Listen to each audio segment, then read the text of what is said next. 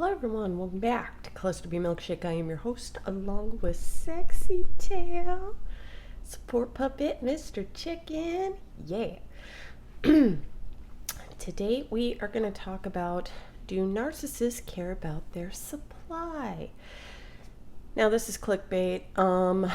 With the supply word, I don't like that word. It is getting attention, validation, admiration from the outside world. And, yes, I do believe that we can see other people as getting our needs met. I don't like when people call you guys toasters and stuff like that, but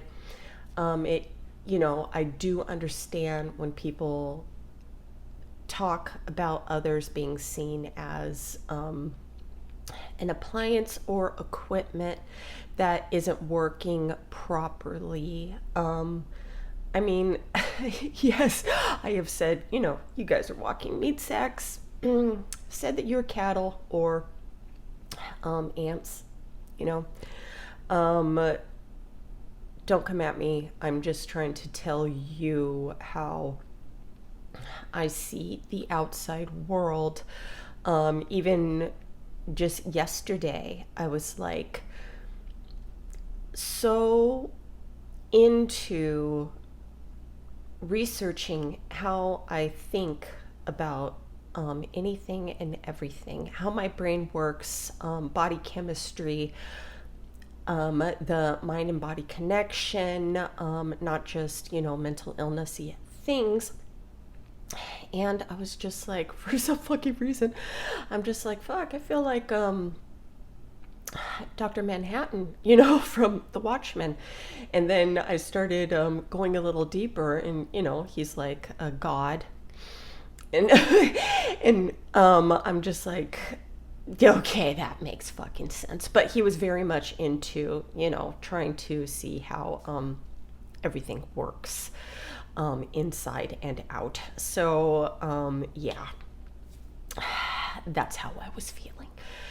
But to get back, do we care about our attention sources? To me, it is at different levels, tiers. I'm sure people can call it a hierarchy, where you are on that level. How important what you bring into my life will put you on, the grading scale of how important you are. So, like I said, there's, disposable supply sources. And when I say disposable, this just means that, I don't know if you guys have seen Fight Club. Shh, don't talk about it.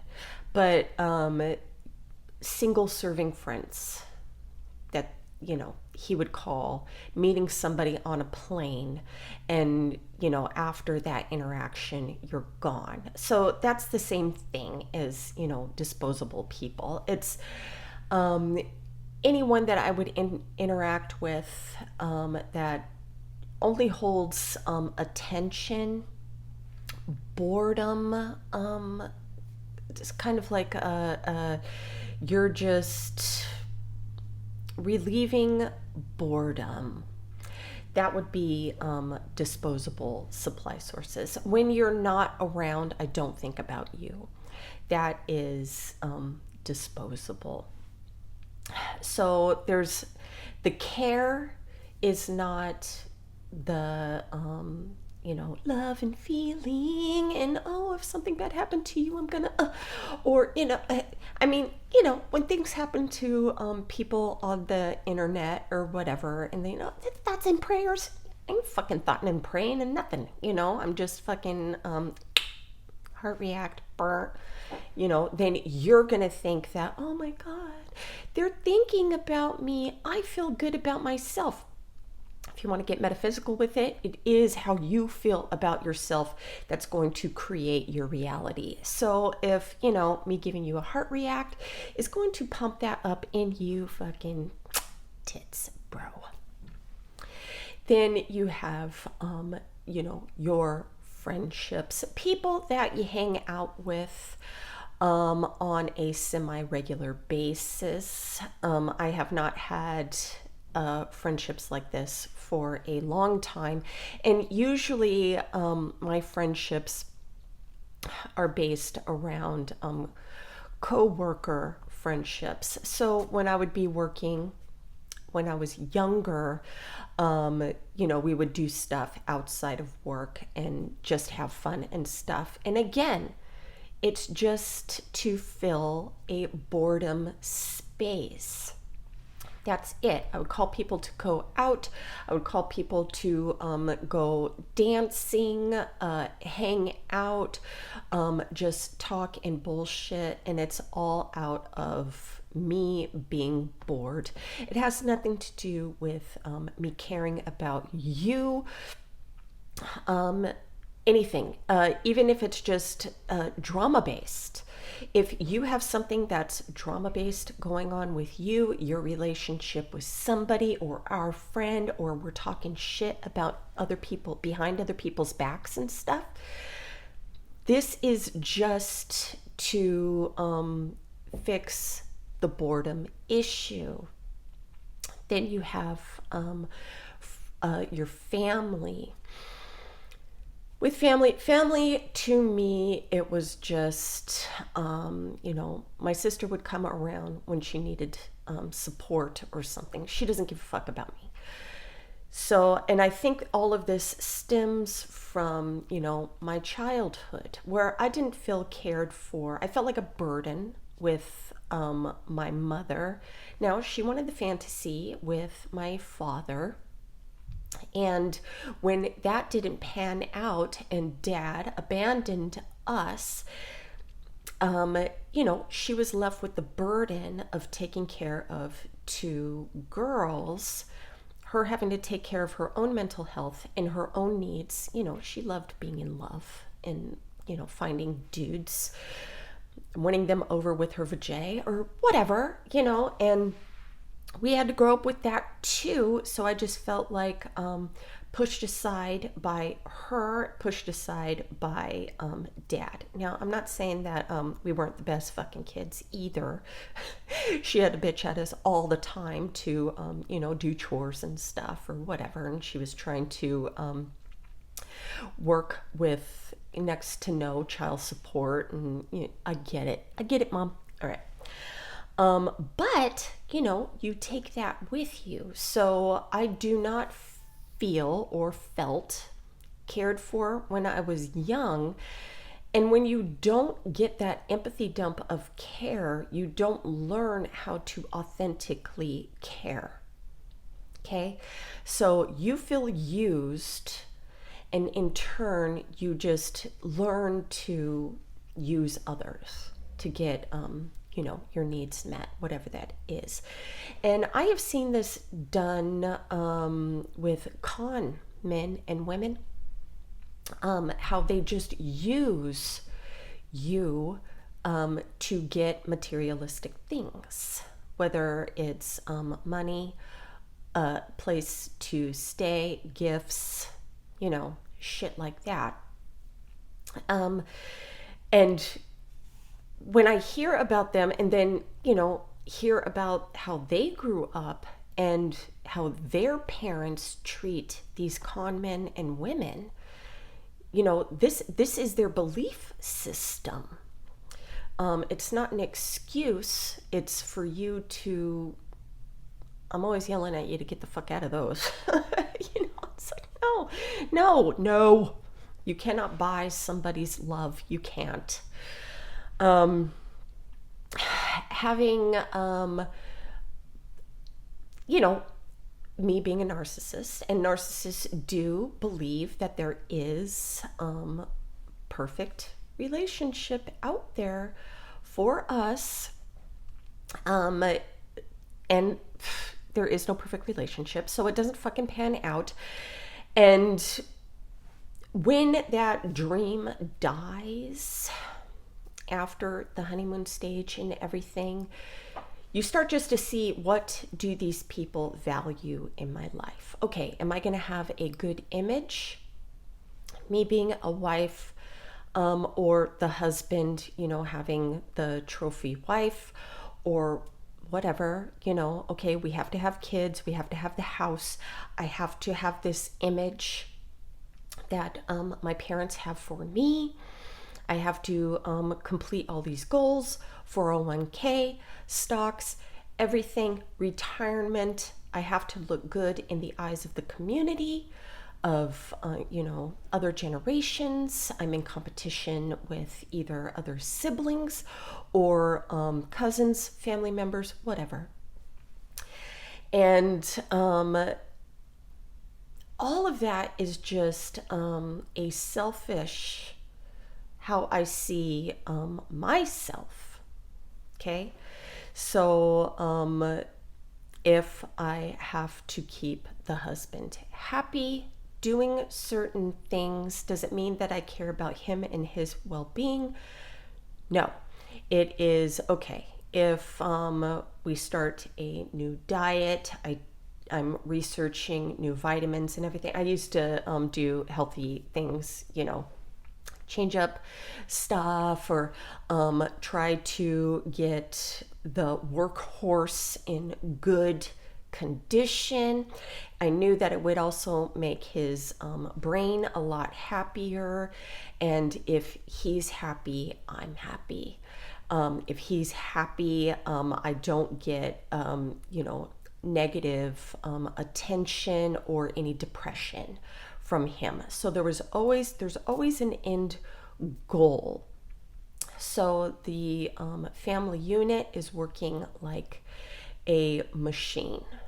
Okay, so doing the self-help thing. Okay, well, I need to work on my own mental health so I can be available for the other people in my life. And I'm not saying that I was perfect, because I don't know. I know that there's like some empty thing going on in here, but I don't know how to fill that up. I never knew how to fill it up. I was always trying to change my brain chemistry, whether it was thoughts or whatever I was consuming.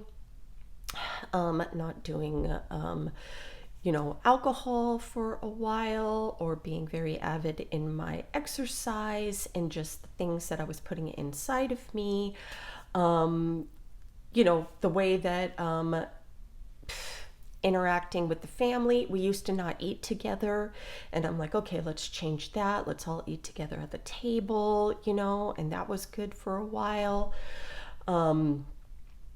So it's like, if I did not have a purpose, I would fall into a depression. So I'm always chasing a new purpose, something. I still think that I do that, because if I don't have purpose, a goal for my life that I'm always trying to achieve on the daily, I fall into the pit of despair, the low level, like, why the fuck am I here?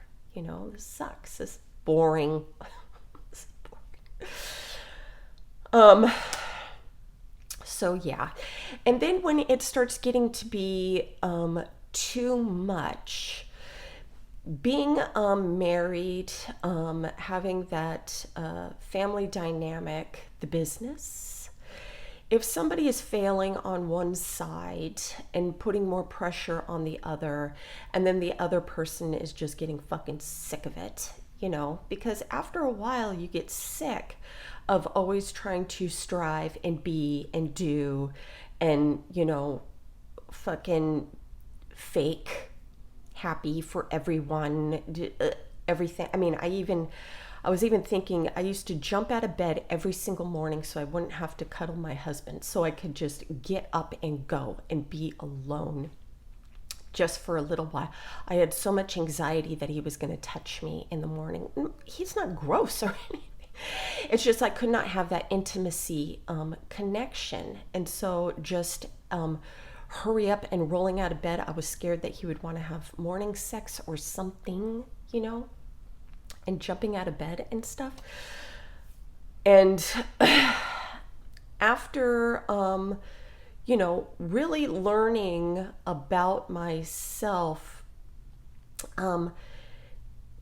this changed the way I felt about my future partner, but they're still out of sight, out of mind with my children. They're not around when they used to be in my space all the time. So I have to really have going through my Facebook memories, and then I see something that I wrote about the kids and stuff, and then I fucking, remember I have other kids and everything. If it, Mikey is in his room all day or something and he doesn't come out, I do check on him and make sure that he's alive,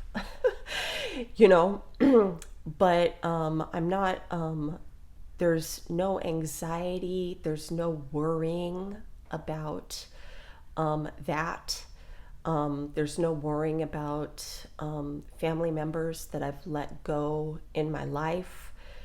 There's just a void, a nothing there, So I went on Quora and I was, reading Narcissists, antisocial psychopaths, how they feel, do you care about your people? Some said, that they did. Some said that they do not. And because, we're people, we have different experiences through life. Everything that they were talking about, I was resonating with all the different things that they were talking about, whether they did care, they were in pain over losing somebody, they were not in pain over losing somebody. They were fucking done. They used somebody for attention and validation, or they really cared about their people and they really wanted to make them happy. I have felt the whole rainbow of those emotions. And the people who say that they do not care, had no care, they have not experienced a relationship that actually dug into that voided space to where they were able to share things that they hide from the outside world. So I don't think that we are incapable of care. I think that we have not experienced that yet. Just like me and my children, they're mine. Even though, lack of object constancy, they're adults. And if I don't see them, I'm not thinking about them all the time and everything like that. But, growing up with them, when I was doing the mommy thing, when they're babies, they're mine. That is mine. I will destroy you. Don't touch my shit, My children come first. I will always choose my children over their partners. They're mine. And people who haven't had children, they can't experience that yet. So them saying that they are devoid of any care, it's just because they don't know what the fuck they're talking about yet. We do, there is that baseline of you have to hold value to me. And if somebody understands all of this crazy that goes on in my head, notices that I am doing my best and researching and trying to learn more about myself every day, and is clapping their fucking hands for me, that is, yes, admiring what I am doing, not just for myself, but for our relationship, that makes my partner very valuable to me and brings me closer to him. And I will be pained to lose that person. So I think it's, do we care about our people? Like I said, it's different tiers. And like I said, it depends on how many experiences that we've had through our life, and what we've gone through with these people. There's a lot of depth or shallowness to these relationships, but the majority of the people out there, yes, it is shallow. I do have to, I'm always thinking before, processing, before I'm interacting and talking. The closer that you know me and understand me, I am more just cool winging it and talking about whatever, and I'm not afraid of what you are going to think about me, the closer that I am to you. I figured that being older, that I'm not gonna waste my time. I'm not gonna waste my time on trying to trick somebody into, wanting my company, because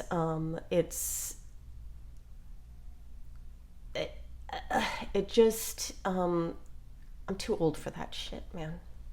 I'm too old for that shit. I want more authenticity, and if, and I want to be very much aware of how I treat my people. And it's okay if the people that are close to me, not fucking everybody, but people who are close to me, to hurt my feelings. It is okay.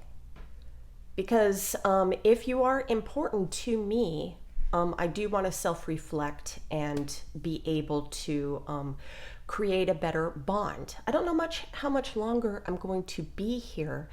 Walking on eggshells in my head is not a good time.